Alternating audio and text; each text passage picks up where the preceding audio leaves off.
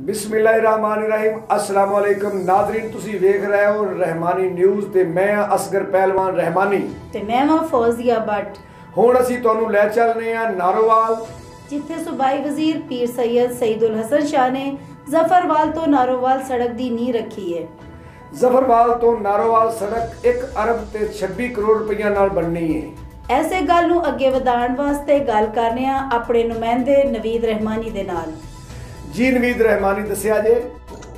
जी हाँ, जफरवाल तो नारोवाल सड़क की नींह सूबाई वजीर पीर सैयद सईदुल हसन ने रखी, जिस विच डिप्टी कमिश्नर नबीला इरफान साहिबा ते असिस्टेंट कमिश्नर मुहम्मद अरशद वट्टू ते वकील खां मंज दूसरे कई महकमिਆਂ ਦੇ अफसरां ने शिरकत की।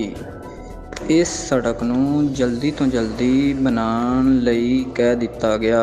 नुमाइंदा मुहम्मद नवीद रहमानी, रहमानी न्यूज़ नारोवाल। जी तुहाडी मेहरबानी।